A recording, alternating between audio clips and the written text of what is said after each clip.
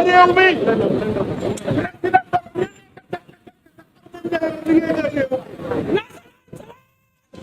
liggéey nga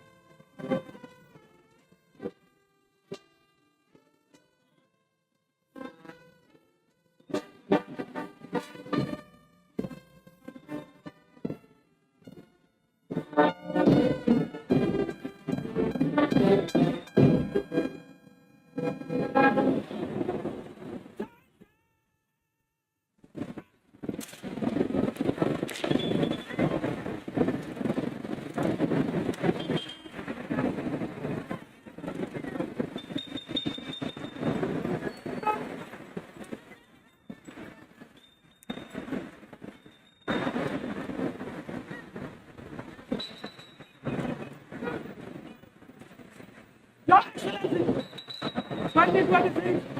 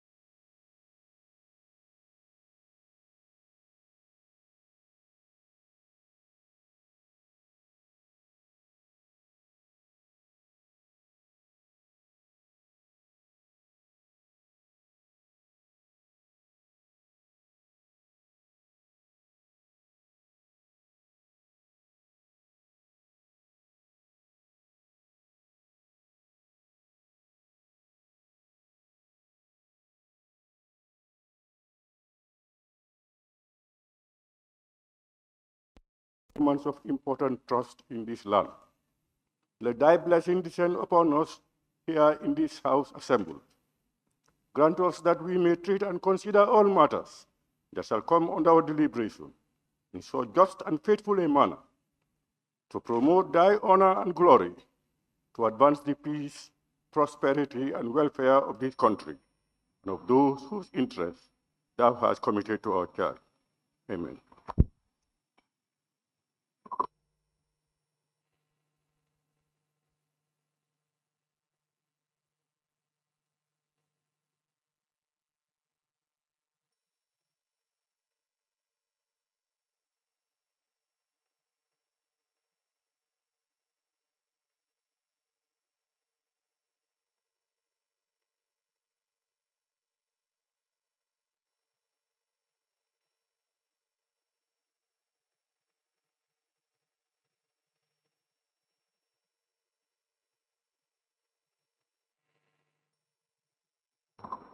Clerk, may we proceed?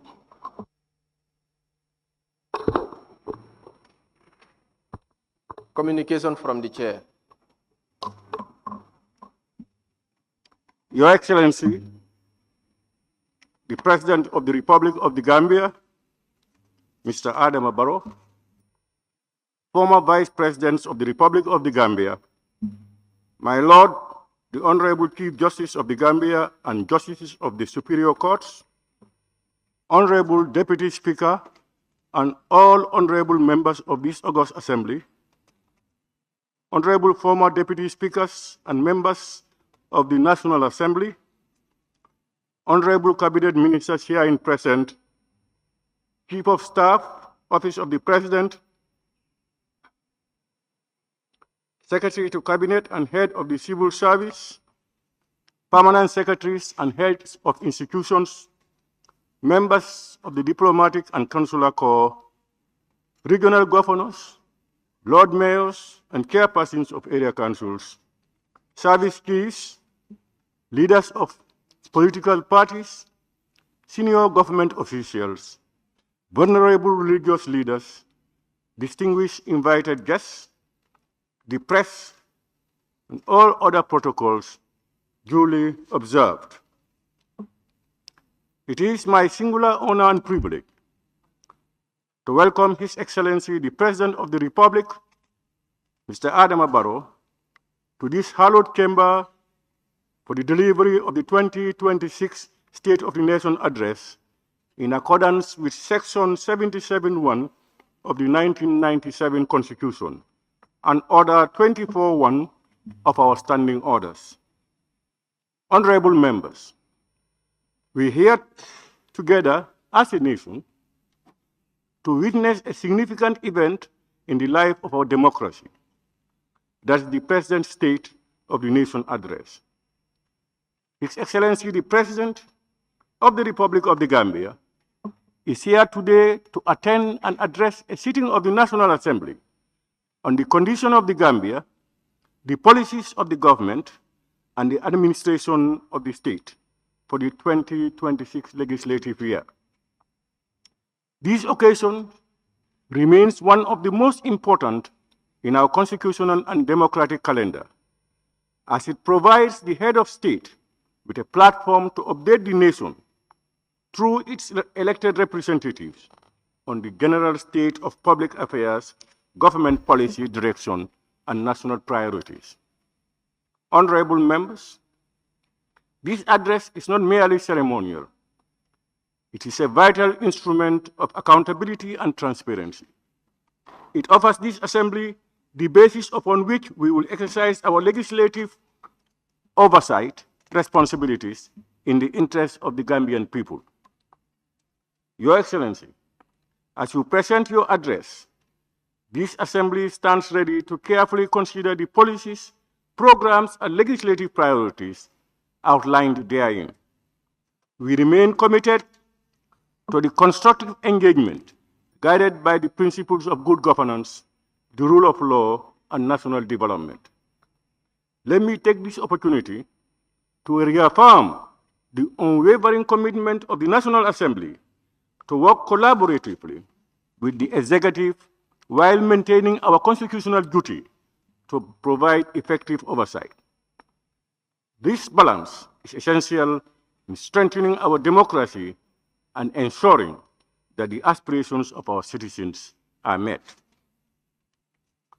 I thank you for your attention. Clerk, may we proceed? Motion, State of the Nation Address 2026 by His Excellency the President of the Republic.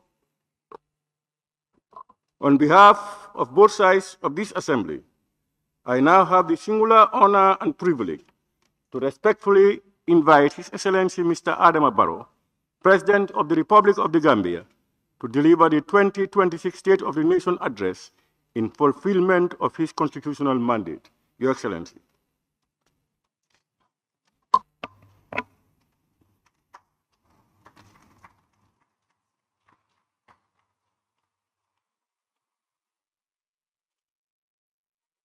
Honorable Speaker, honorable members of the National Assembly,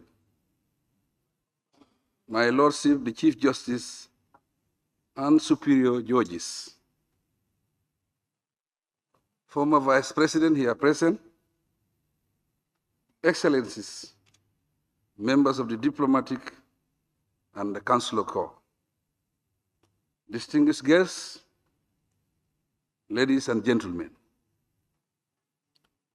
In accordance with Section 77(1) of the Constitution, it is my singular honor and delight to deliver the 2026 State of the Nation Address before this Honorable Assembly.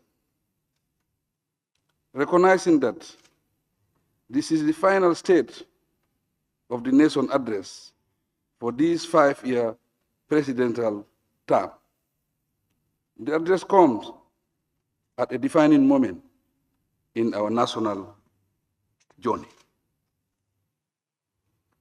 It has come at a time when Gambians are reflecting on the progress made this far and currently preparing to make important decisions on the future of our country. Since 2017, our nation has traveled a demanding but determined path. From democratic renewal through economic recovery to institutional rebuilding and national stabilization.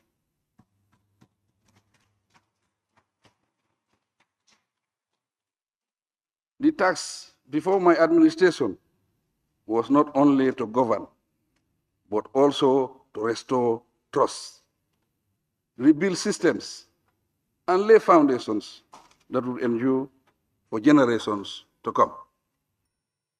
Over the years, our policies and programs have consistently been guided by strong planning frameworks and informed roadmaps to design and steer national development initiatives and accountability mechanism.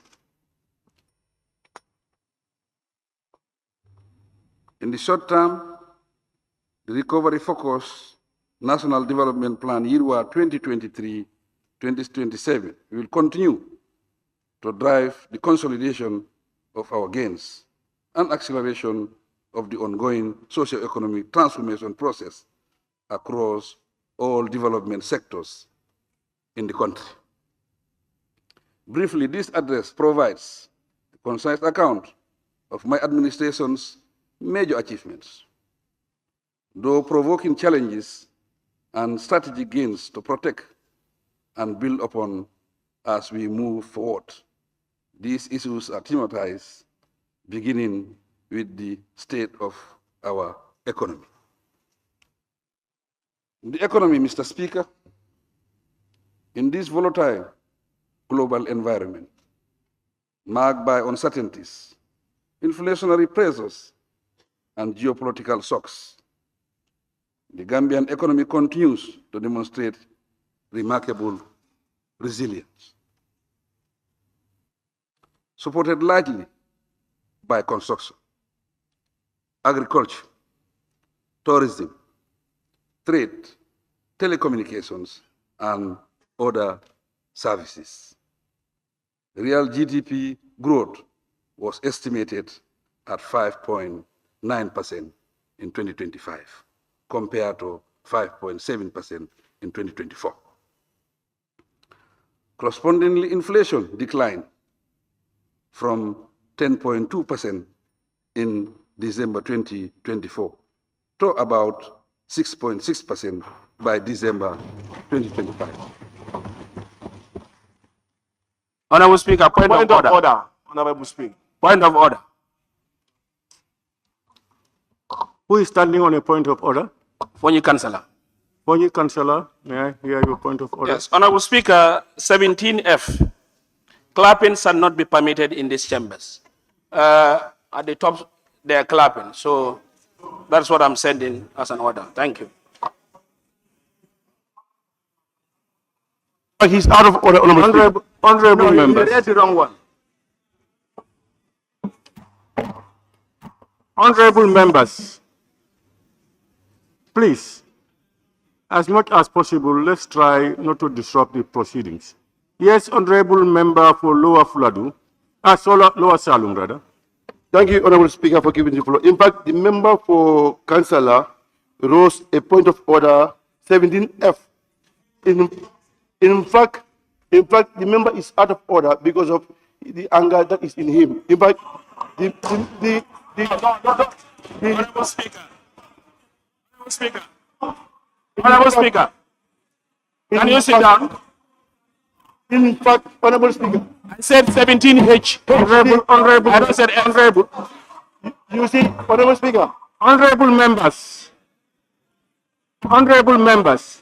free your mind. who's that honorable member sitting at the Honorable Speaker, I said 17H. H.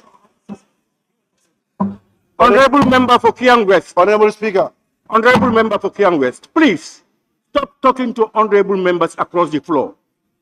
You address the speaker. Honorable member for Kiang West. Kiang West.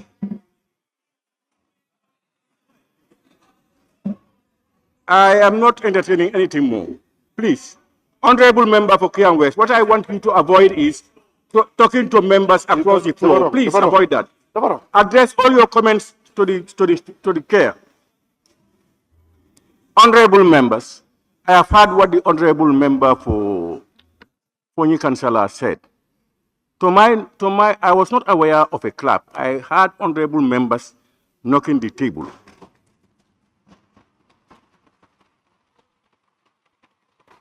So can we please allow His Excellency the President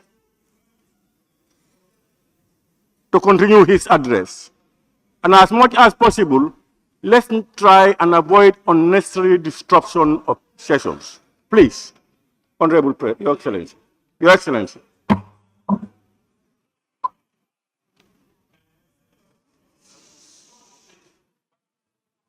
Reflecting tight monetary policy and improve domestic supply conditions.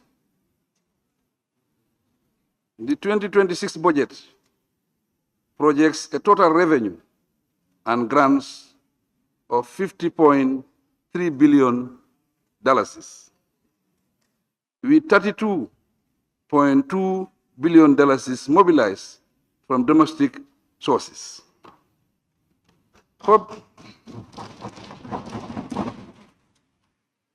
Public debt projected at 68.8% of GDP in 2026 has been stabilized and placed on a sustainable downward path. As of December 2025, the national debt to GDP ratio declined to 71.8% from 73.6% in 2024. Positively too,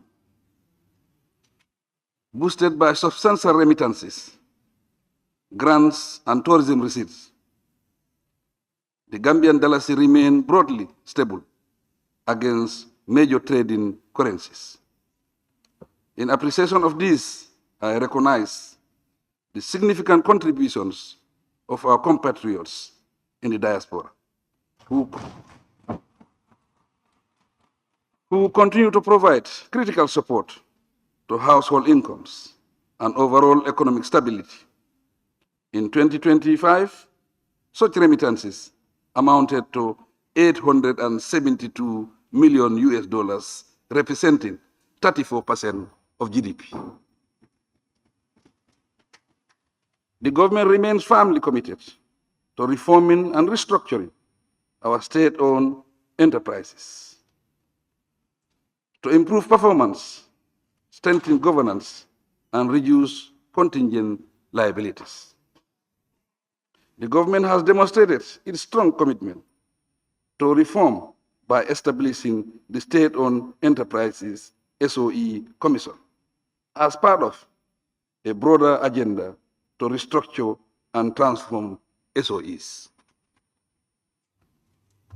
This initiative aims to enhance performance, strengthen governance frameworks, and mitigate contingent liabilities. The aggregate financial position of SOEs underwent a remarkable transformation in 2025. The sector achieved a historic consolidated net profit of $2.5 billion, a stark reversal from the $2.6 billion loss recorded in 2024. The evidence shows that stronger oversight measures, performance contracts, and closer monitoring of key performance indicators are beginning to deliver results. Notably, for the first time, 5 state enterprises are expected to pay dividends to government,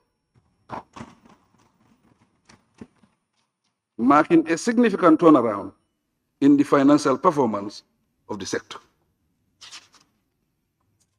Evidently, therefore, these outcomes are the results of prudent economic management and difficult but necessary policy choices made in the national interest, demonstrating that the ongoing reforms are beginning to yield tangible results. Trade, industry, and job creation. Mr. Speaker, to transform our economic structure, we are investing in industrial parks, urban agricultural hubs, and special economic zones, those moving the Gambia away from raw exports towards value addition, manufacturing, and exports. In 2025, we strengthened trade governance competition and regional integration to support inclusive economic growth. Reforms are currently in progress on the Essential Commodities Act 2015 to improve stock and prices monitoring while preserving a liberal market system. Mr. Speaker, my government will soon introduce a bill to address both competition and consumer protection under one legislation, with plans to repeal the Competition Act 2007 and the Consumer Protection Act 2014. On regional integration, the Gambia secured key ECOWAS positions for the 2026-2030 mandate, including Director General of Intergovernmental Action Group Against Money Laundering in West Africa, JIPA, and a judge at the ECOWAS Community Court of Justice. At the national level in 2025, the Gambia Import and Export Promotion Agency, GIPA, facilitated the attraction and awarding of special investment certificates and exports processing zone licenses to 16 businesses, with a total planned investment of $204 million US. This is expected to create job opportunities. Irregular migration continues to rob our nation of its youth. We are treating this issue with utmost urgency by creating opportunities for decent jobs, skills development, and legal labor pathways. Through strengthened TVET systems and bilateral labor agreements for safe, regular, and orderly migration, Gambians are now working legally in Europe and in the Middle East. Mr. Speaker, infrastructure, Mr. Speaker. My administration continues to work tirelessly to close the infrastructure gap. Since 2017, the government has constructed over 1,200 kilometers of all-weather roads, significantly improving national connectivity. In 2025, the 84-kilometer Nyomi-Hakalan Road was inaugurated. And the Kiang West and Bruford Madiana Banyaka roads have reached advanced stages. Phase 3 of the OIC road has progressed satisfactorily, with completion of the Sukuta over bypass expected this year. By the end of 2026, my government will have added an additional 375 kilometers of paved roads to the overall network. This expansion is being implemented through an engineering procurement and construction EPC model, fully funded by the government of the Gambia at an estimated cost of $9 billion. Additionally, through innovative financing methods, the construction of over 700 kilometers of new roads will commence soon. These new roads were strategically selected to complement the already existing network. Furthermore, with funding from the World Bank supported Giraffe project, the government will shortly lay the foundation stone for approximately 200 kilometers of roads in the rural parts of our local government areas. Statistically, upon completion of these projects, my government will register more than 50% of the 4,000 kilometer total survey roads nationwide. I am fully committed to ensuring that all communities are connected with a reliable means of transportation. In maritime transport, port operations have been modernized, significantly reducing cargo waiting time at the port of Banjul from 14 days to less than 1 day, precisely 17 hours. Honourable Speaker, point of order. Point of order. Point of order, Honourable Speaker.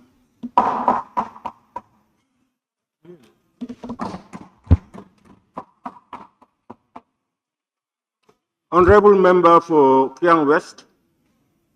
Order 17H. 17? Order 17? H. Yeah, go ahead. Clapping shall not be permitted in the chamber. Honourable Speaker, we still insist that the rules of this House be respected. This is a rule that clapping is not permitted in this chamber, and people are still clapping.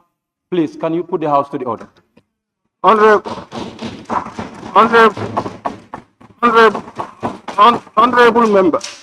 Honourable member, you must begin to respect the Speaker's ruling. If you want to challenge my ruling, you have to put in a substantive motion. I am saying that I have not heard clapping. I am saying, when we hear it, we call your attention. We have it.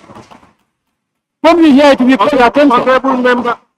Honourable member for Kiang West, you are talking about order, and you are out of order yourself by agreeing with the... You are out of order. You are out of order.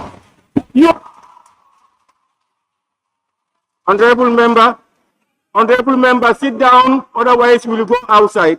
If you don't want to listen, we will politely ask you to go. Please sit down.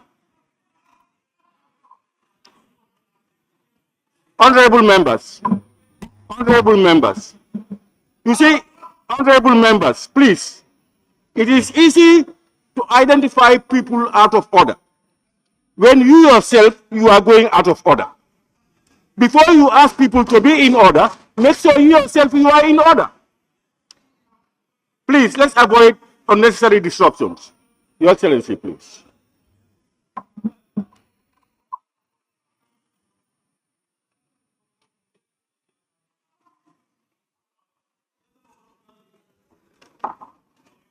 Concurrently, preparatory works are progressing for the Sanyan Deep Sea Port.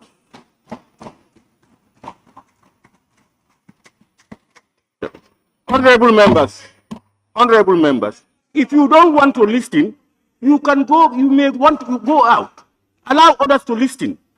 Please. Honorable Speaker, send him out. It's simple. Honorable, don't sit on the floor and be talking to the speaker without permission. Please. I'm not giving you permission. No, you have no cause to talk. You know that it is in order for members to knock the table. Why do you have to argue about that? Honorable members, let's please allow His Excellency to give his address, please, and avoid unnecessary interruptions. Your Excellency.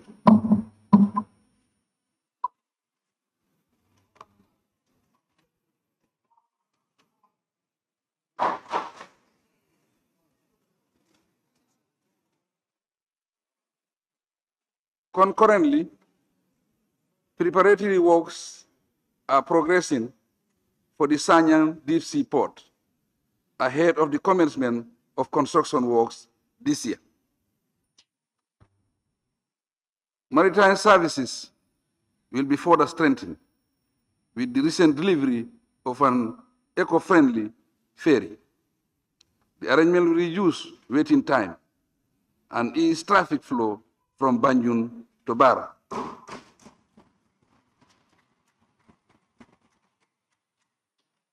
Thereby improving market access for farmers and traders in the North Bank, particularly women. In line with the government's liberal air transport policy, the Gambia and Senegal have agreed to domesticate air services between the two states. Both states have either waived or significantly reduced passenger charges on air tickets, which will greatly lower the cost of travel between the two countries.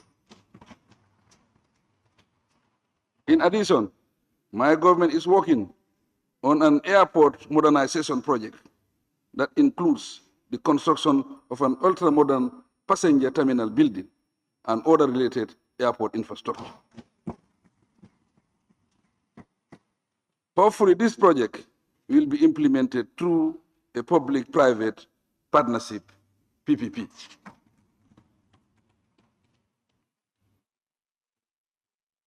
Land administration and regional governance. Mr. Speaker, the government advanced key reforms to modernize land administration and strengthen local governance. A landmark national land policy 2026-2035 was recently approved and launched to improve tenure security, harmonize land administration, and promote digitization.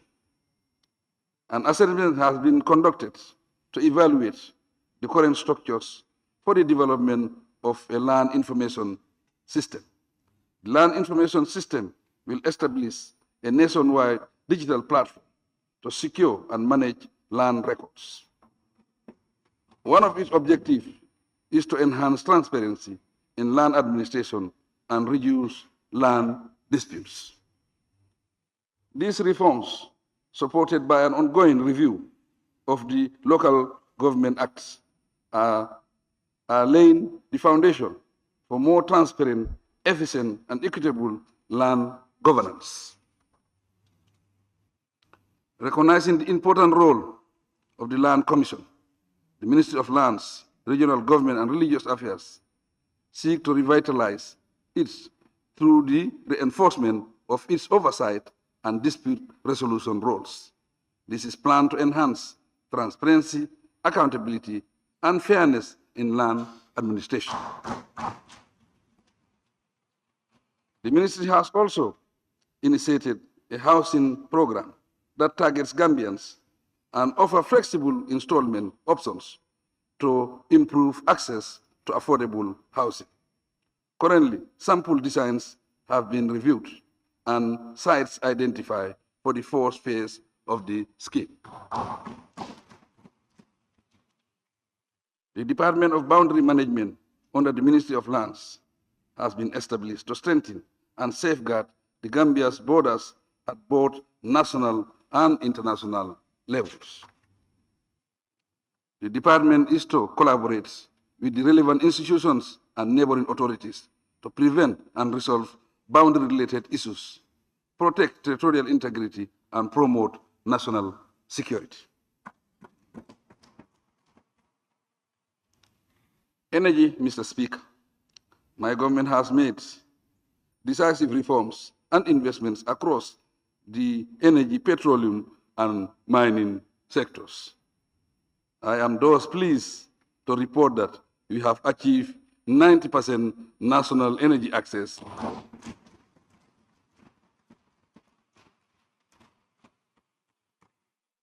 and remain on course to attain universal access by the end of 2026. To fast-track this objective, my government has allocated $397 million in the 2026 budget to expand electricity services to the remaining unelectrified communities. In addition, as part of the modernization efforts of the National Electricity Network, we have completed and commissioned the country's first 225 kV transmission line. Together with a state-of-the-art National Control Center, these investments support our Universal Access Program, which is projected to be achieved by end 2026, ahead of the global 2030 timeline. Furthermore, I am proud to announce that as part of our drive to achieve universal access to electricity, through the Sustainable Energy Service Company, Cisco, the Gambia, 11 hospitals, 81 clinics, 823 schools nationwide have been solarized.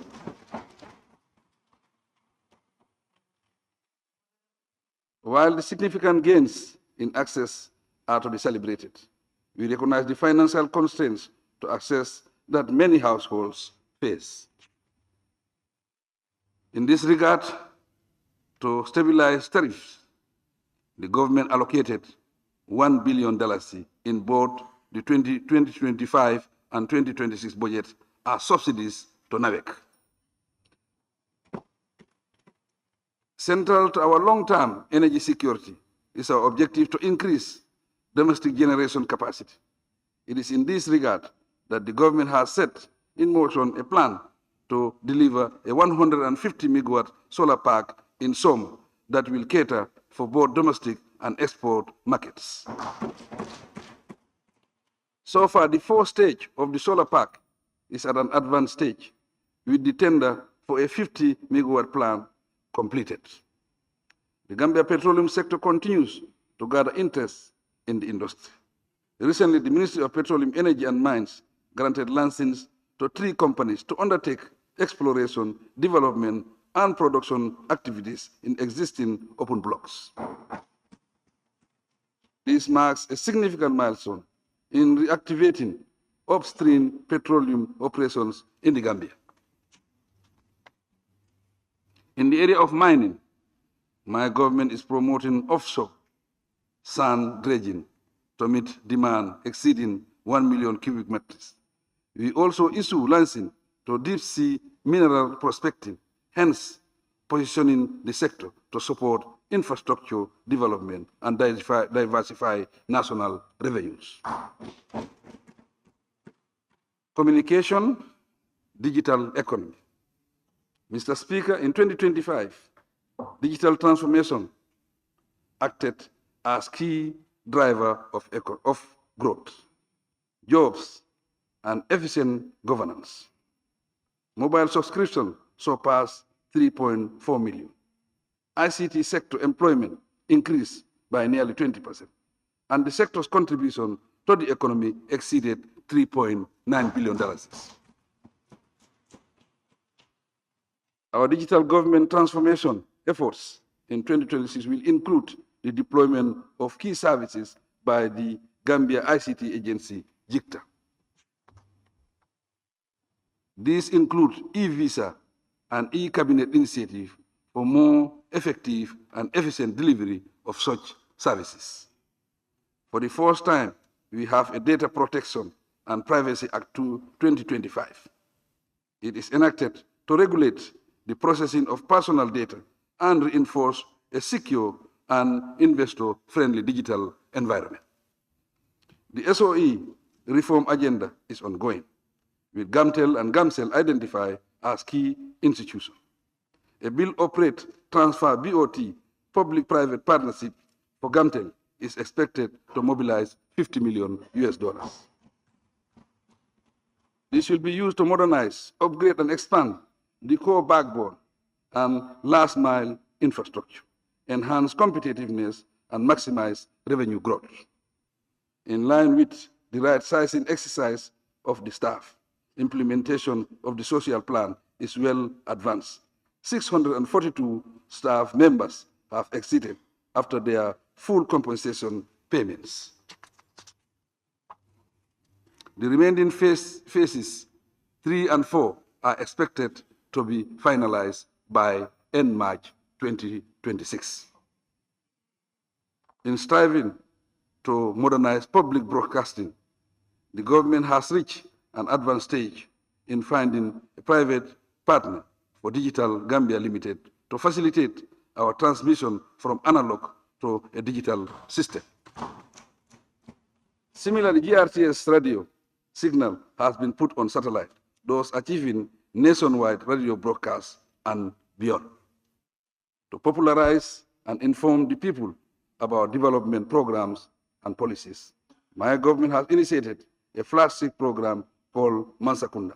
Having successfully implemented 25 episodes in 2025, we will continue with this program and take it to the regions this year for wider participation. In January of this year, my administration, through the Ministry of Information, successfully launched another flagship program called the Minister to highlight government programs and policies in the local languages. This is part of the broader strategy to bring government policies and programs to the doorsteps of the people. Agriculture, fisheries, and water resources. Mr. Speaker, agriculture remains another important sector, contributing over 22% to gross domestic product and sustaining the livelihood of most Gambian households. To boost productivity and food security, government continues to implement the National Seeds Program. Through it, over $703 million have been allocated towards seed and fertilizer subsidies and expansion of agricultural credit by an estimated 20%. The government also provided $300 million to recapitalize the National Food Security Processing and Marketing Corporation. The crop production recorded strong gains, with total cereal output rising from 124,337 metric tons in 2024 to 131,798 metric tons in 2025. This includes an 11% increase in millet, 9% increase in rice production to 57,225 metric tons, and 5% increase in maize production. Cash crop production also strengthened, with groundnut output increasing by 16%, from 52,642 metric tons in 2024 to 61,043 metric tons in 2025.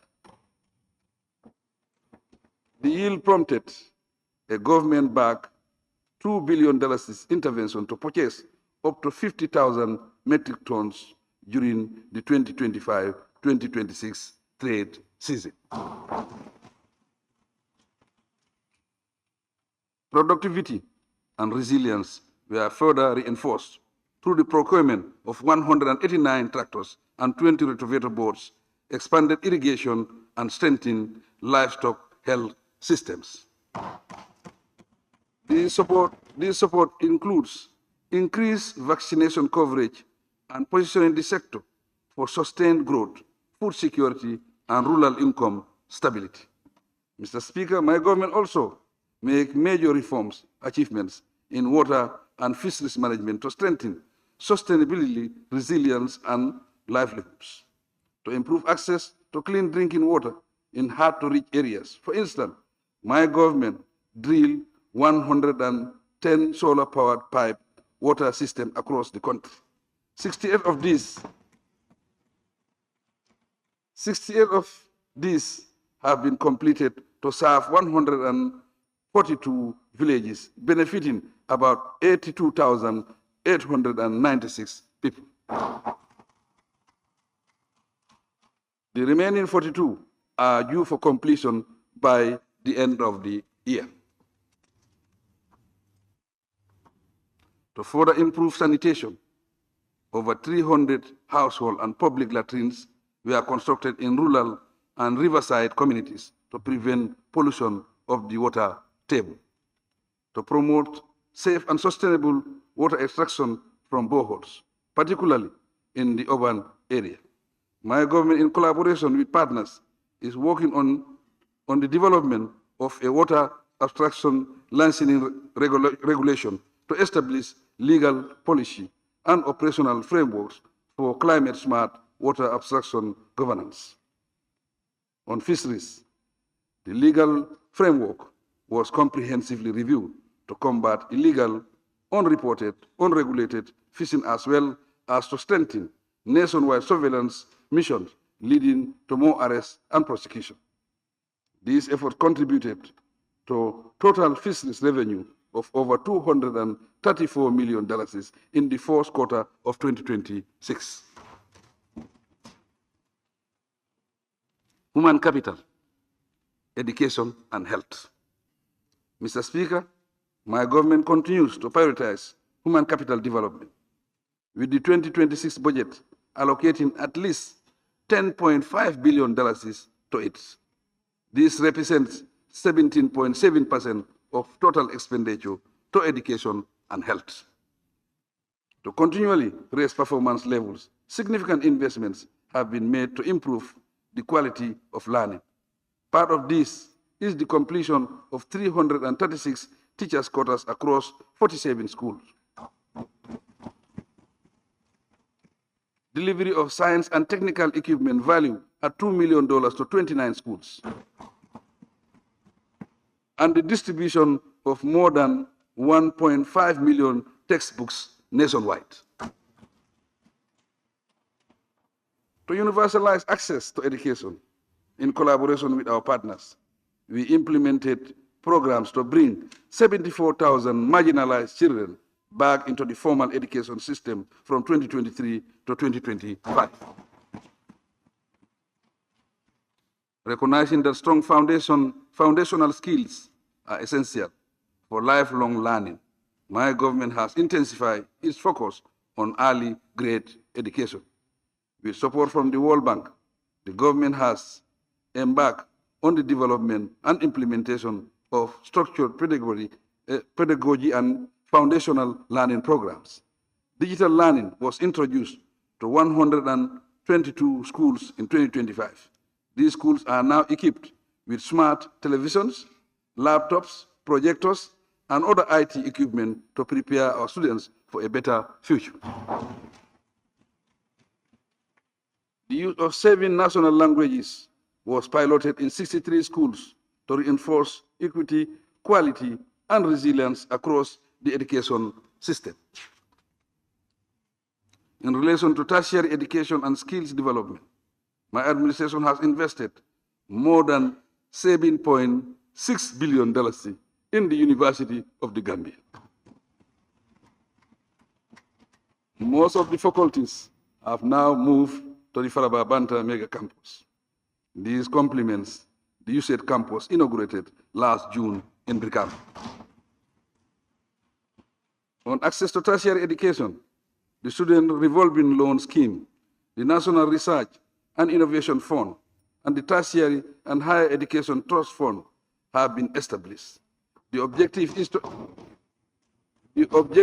to ensure that tuition does not limit anyone's potential and to expand opportunities for research and innovation.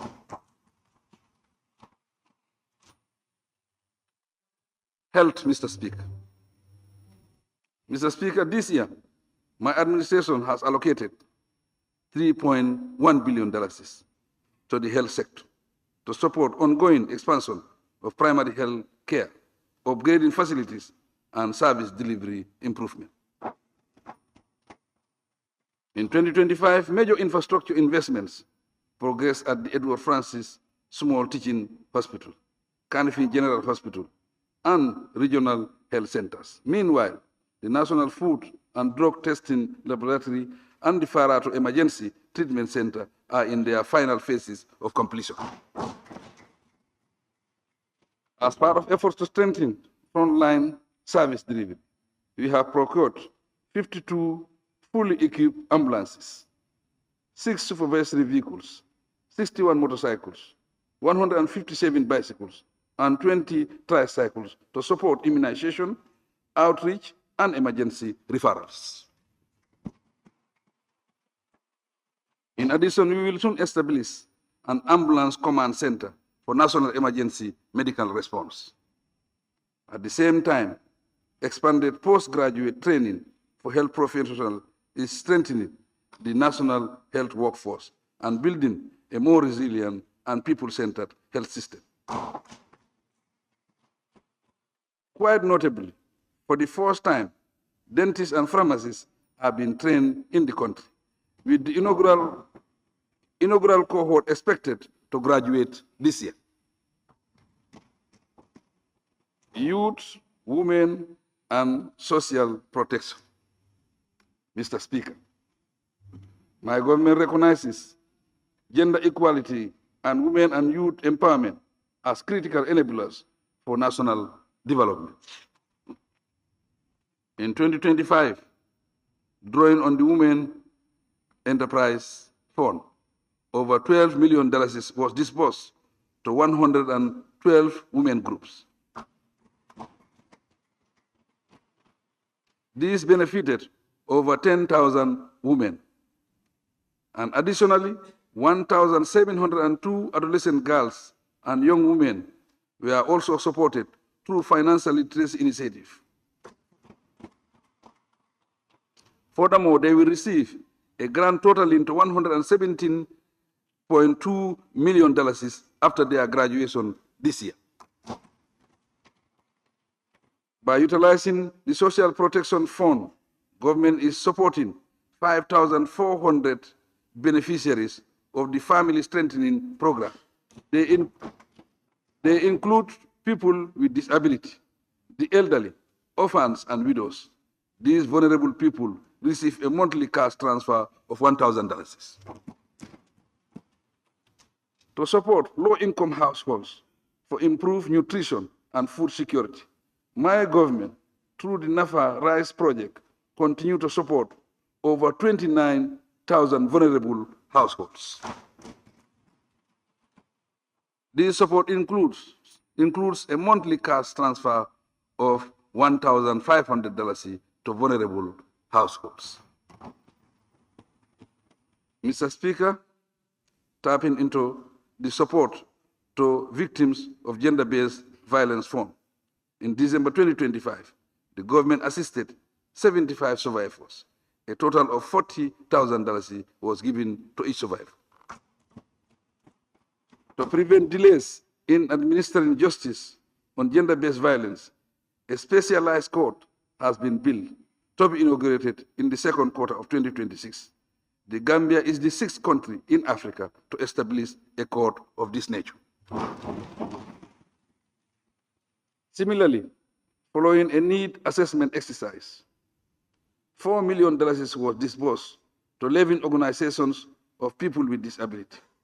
Connected to this, to strengthen social work in the country, a Bachelor's of Arts degree course is now offered at the UTG to train social workers. In the area of child protection, a national children's policy was formulated in 2025 to cover emerging child protection issues. In addition, a national child protection strategy and action plan has been revised and adopted. Alongside these activities, in the establishment of a child rights center at the UTG, the center will offer BSc courses in children's rights and welfare, as well as conduct research on issues related to children. Likewise, a child rights monitoring unit has been established at the National Human Rights Commission. The Commission will work closely with the government and NGOs to monitor matters of welfare and rights of children in the Gambia. Mr. Speaker, youth development remains another priority for my government. Key interventions include youth agricultural training under the Gambia Songhai Initiative, entrepreneurship training under NEDI, and dedicated university programs under the National Youth Service Graduate Program. Governance, justice, and public service reform.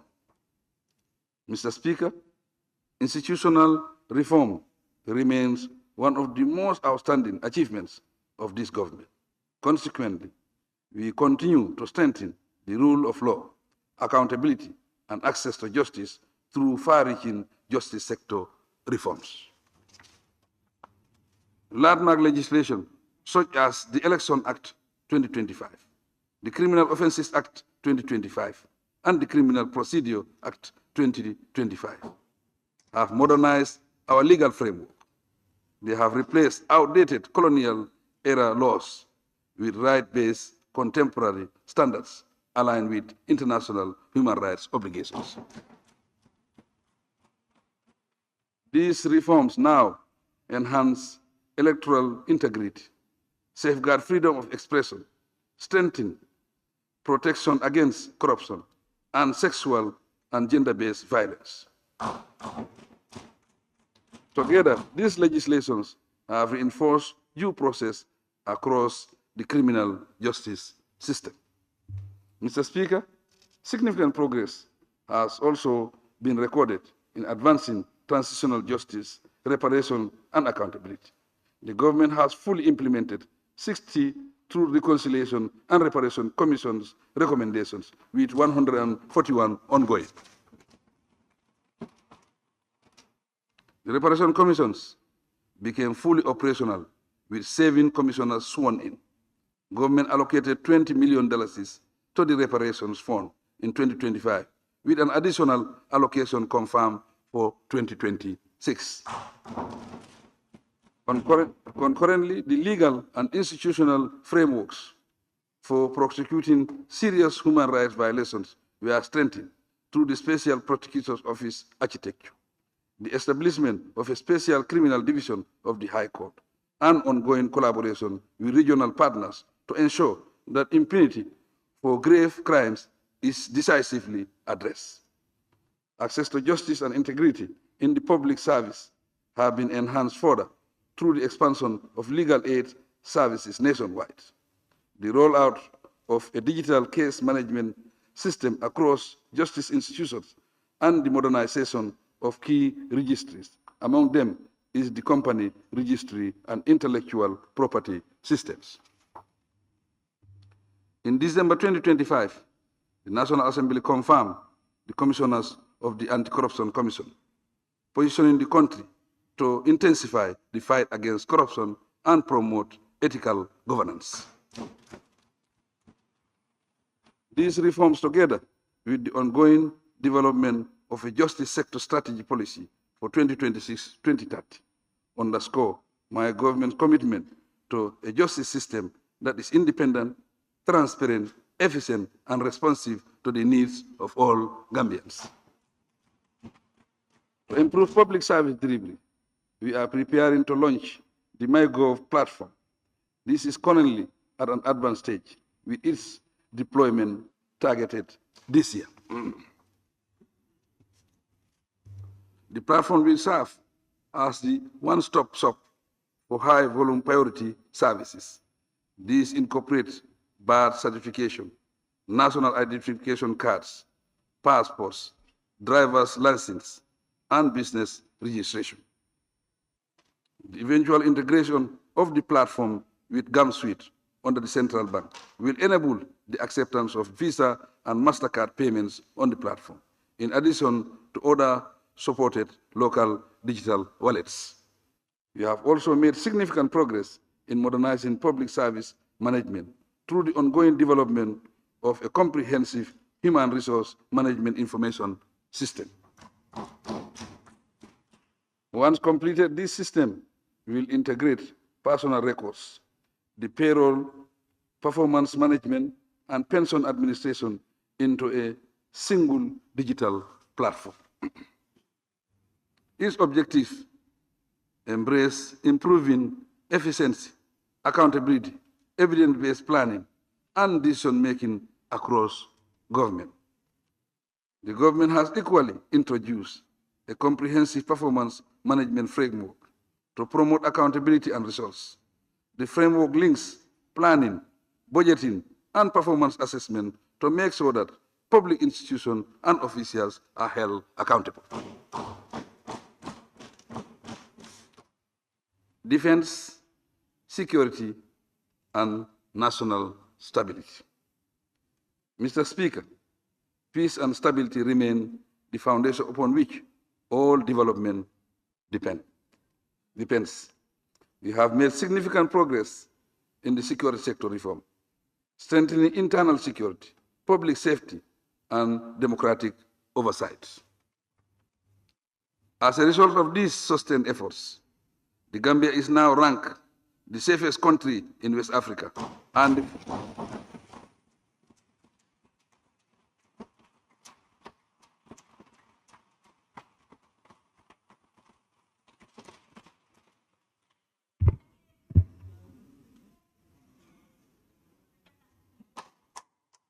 the Gambia is now ranked the safest country in West Africa, fourth safest in Africa, according to Business Insider Africa.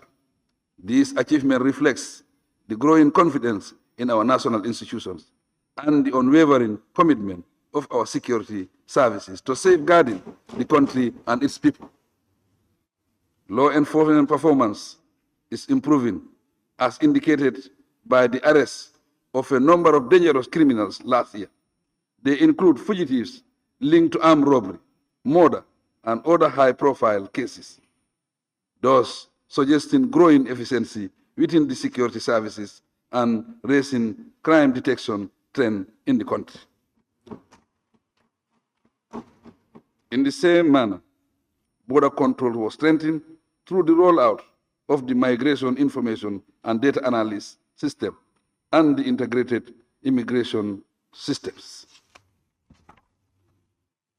A major milestone was the enactment of the National Security Council Act 2025, which completed the Gambia's national security architecture to enhance strategic oversight, accountability, and interagency cooperation.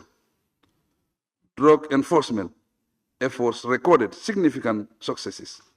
Over 1,170 drug-related cases were handled, and the conviction rate increased by about 98%, alongside progress on the establishment of a regional treatment and rehabilitation center. Tourism, arts, and culture. Mr. Speaker, In 2025, the tourism sector recorded 233,113 tourist arrivals, representing a 3% increase over 2024.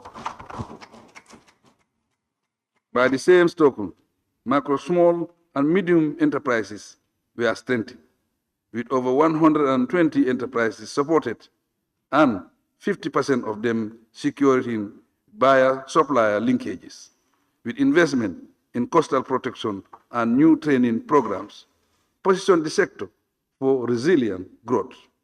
$1.4 million in matching grants was approved for businesses as well. The government successfully secured a UNESCO funding of $100,000 for our cultural heritage preservation project. So far, 90 intangible cultural elements have been documented. A major upgrades of Fort Bullen and the Mango Park Memorial have been undertaken. Relatedly, the Gambia has earned UNESCO's recognition of the historic Georgetown in the Central River region. Diplomacy and global engagement. Mr. Speaker, in 2025, my government strengthened its international standing and strategic partnerships. We continue to play leading roles in international community as chair of the OIC. Key milestones registered include the fourth EU-Gambia partnership meeting under the Samoa Agreement and participation in the EU-AU Summit. I take this opportunity to express sincere appreciation to all our bilateral and multilateral partners whose technical, financial, and policy support continues to complement the government efforts and strengthen our national response to development challenges.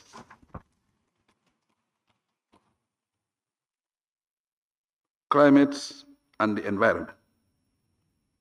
Climate change and land governance are defining challenges of our time. However, we delivered measurable progress in climate resilience and environmental protection. 5-year, €6.9 million Gambia Resilient Project was launched last year to restore and sustainably manage over 1,000 hectares of mangroves across 5 protected areas. This is directly benefiting 180 communities and advancing the Gambia's national climate commitment. My administration also developed the fourth National Disaster Risk Mitigation Plan 2026-2033, provided lean season assistance to over 1,100 households, and provided housing support for families affected by the 2022 floods. An early warning legal and regulatory framework was strengthened through the enactment of the National Early Warning and Response Mechanism Act 2025.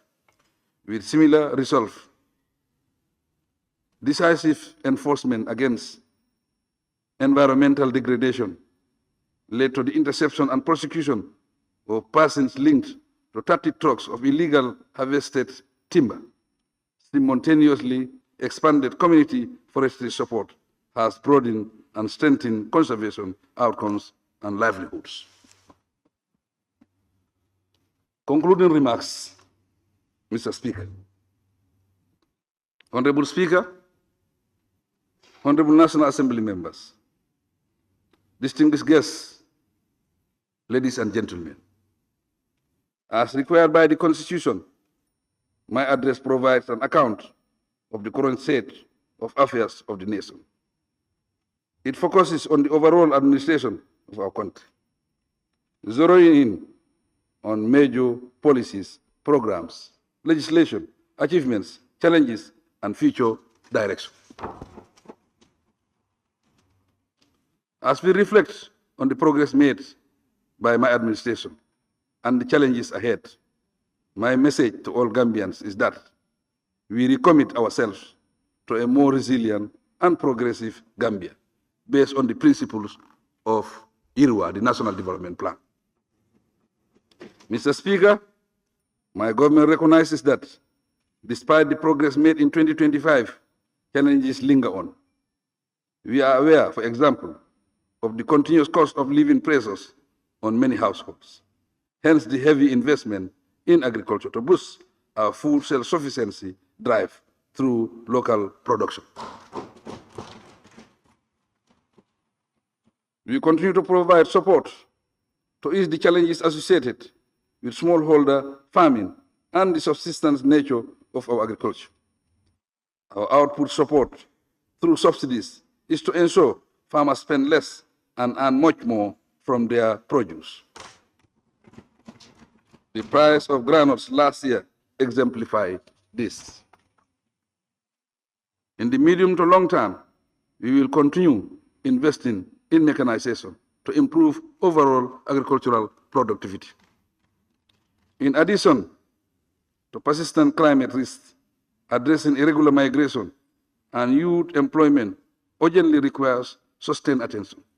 My government will continue to work with partners to address these pressing challenges through skills development and private sector-led investment.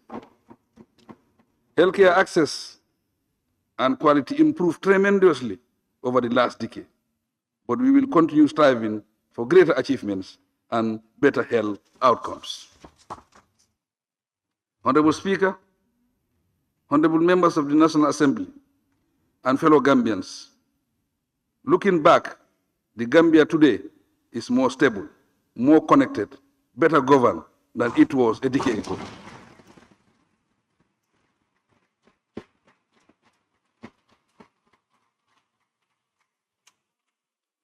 Functional institutions have been established, relevant systems strengthened, and solid foundations laid for more significant outcomes.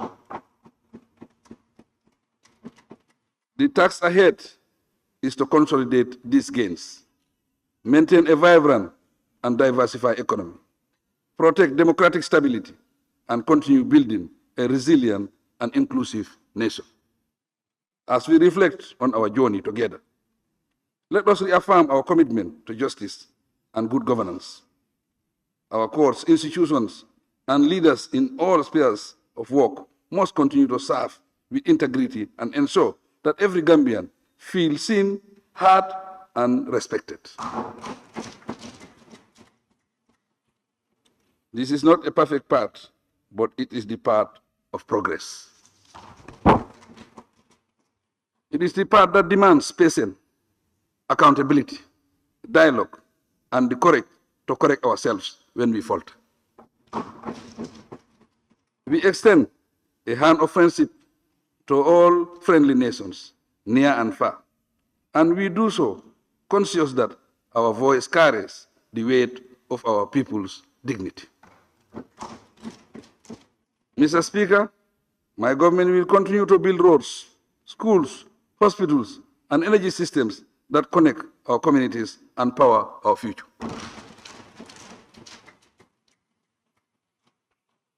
These foundations are not merely concrete and steel. They are lifeline opportunities symbolizing the promise that every child born in the Gambia can dream beyond limits. My administration will continue its drive for digital transformation in all sectors of the economy, especially to inform government service delivery and enhance tax collection and accountability. The ongoing reforms in the telecommunication sector will continue with a view to improving efficiency, affordability, quality of service to consumers, and returns on investment. Mr. Speaker, my government reaffirms its unwavering commitment to the principles of gender equality, and we recognize the vital importance of empowering our women and youth.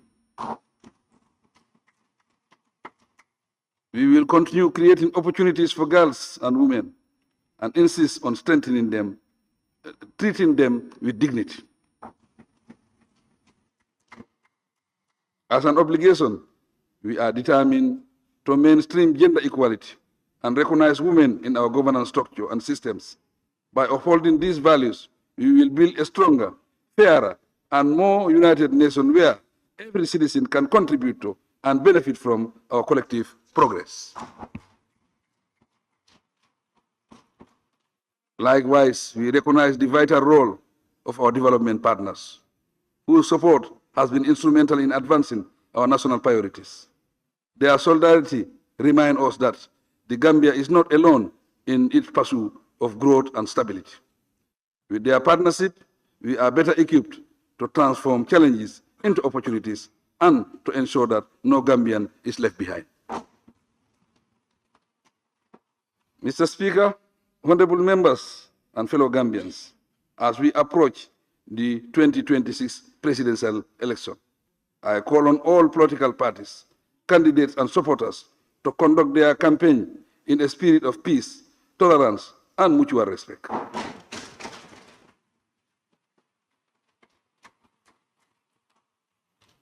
Elections are a cornerstone of our democracy, and they must strengthen rather than divide us. Together with the Independent Electoral Commission and all relevant institutions, my government remains fully committed to ensuring that the upcoming election is conducted in a peaceful, transparent, credible, and orderly manner. I urge every Gambian to uphold the values of unity, dialogue, and national cohesion so that the outcome of the election reflects the will of the people and further consolidates our democratic gains. Mr. Speaker, also call on all Gambians to join my government in building the Gambia we aspire. We may not have the Gambia of our dreams yet, but we are shaping it with every effort, every sacrifice, and every act of service. Together, we are writing a story of resilience and hope, a story that says to the world, the Gambia is rising, and although the journey is long, our resolve is unshakable. To conclude, Mr. Speaker, I sincerely thank my cabinet members, the judiciary, the legislature, our public servants, the private sector, civil society organizations, and the security and intelligence services, as well as all Gambians and friends of the Gambia for our successes.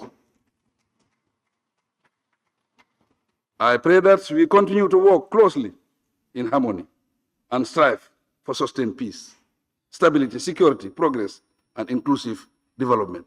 I thank you all for your attention.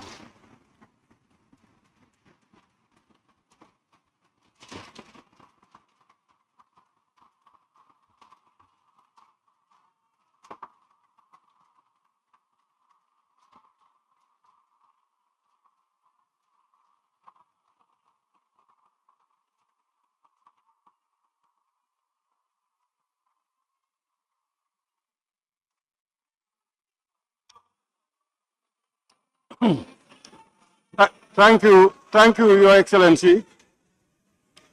Honorable members, any seconder to the motion? Honorable member for Kantora and Majority Leader.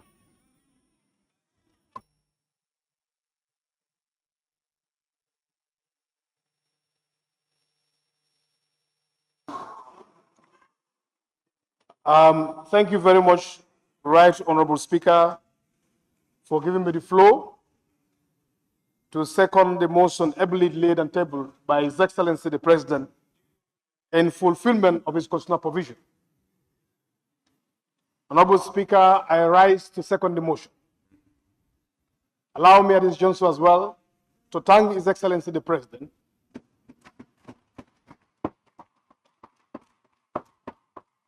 for ably, most eloquently addressing, delivering his State of Nation address. Honorable Speaker, allow me also to reaffirm our commitment and also assure His Excellency that come 2027 Sona again, we'll be here with you.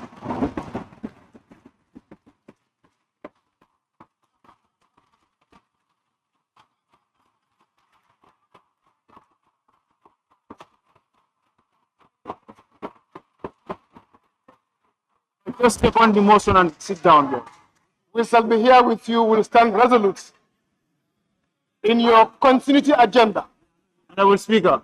To make sure that those gains are consolidated. Honorable members. Honorable members, please. You can knock the table or you do that, but stop talking. And the audience, please. Let's listen. Honorable Speaker. Indeed, Honorable Speaker. No, whether he's entertaining debate. This man Indeed, is Honorable Speaker. Just second the motion and we go. Honorable Speaker. The Gambia. Honorable Speaker.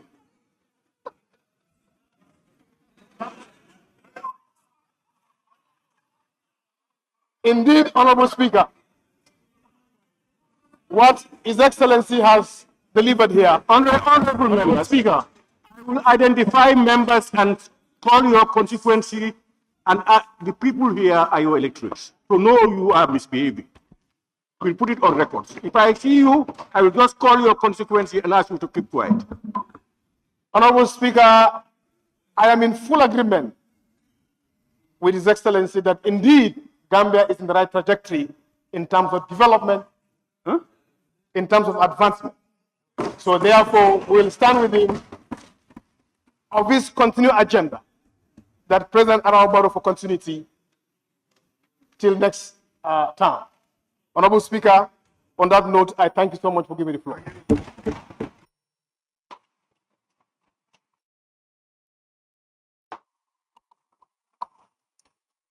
Honorable members, it has been moved and seconded that this assembly do consider the motion on the State of the Nation Address 2026 delivered by His Excellency, the President of the Republic. Those in favor, please say aye.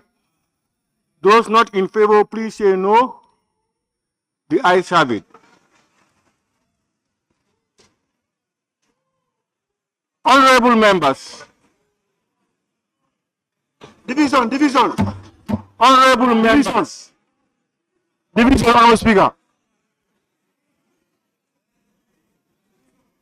If you are talking, please cover your mouth. If I see you, I will shout your name. Honorable members, the consideration and debate proper on the motion will be adjourned until Monday, 30th March 2026, to give honorable members ample time to read and digest the said address, where the Vice President and Cabinet Ministers are required to be present to witness the debate on Sona. Before adjourning the sitting, please allow me, on behalf of both sides of this august assembly, and indeed on my own behalf, thank His Excellency, the President of the Republic, for his well-delivered State of the Nation address. Of course, it was a constitutional duty that he delivered with grace and candor. The address has outlined the condition of the Gambia, the policies of the government, and the administration of state as provided for in the Constitution. The statement also provided us the opportunity to reflect on the achievements and challenges we face as a nation, and the urgent need for national unity, peace, and stability to propel the development needs and aspirations of our dear motherland. As the people's representatives, we are charged to do our best to ensure that the policies and programs outlined in His Excellency's address are scrutinized and debated with due diligence. It is also important for us to have a clear understanding of the government's policies, development programs, and aspirations. This will provide the National Assembly and its various committees with tools necessary to perform its legislative scrutiny and oversight functions. Finally, Mr. President, I thank you once more for addressing this assembly. In the same vein, I wish to express thanks and gratitude to the former Vice Presidents, my Lord, the Honorable Chief Justice, and Justices of the Supreme Courts, all honorable members of the National Assembly, and all distinguished invited guests for gracing this solemn occasion in our parliamentary calendar. By extension, on behalf of both sides of this assembly, I also wish to register our gratitude to all Gambians for the support and collaboration in our collective drive towards nation building. I also thank the Office of the Clerk, the Task Force, and all those who in their various ways contributed immensely towards making this day a success. I pray that Allah subhanahu wa ta'ala blesses and guide us all.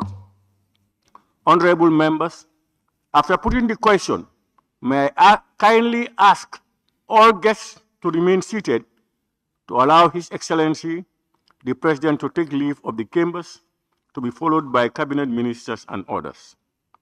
On that note, honorable members, I will now put the question.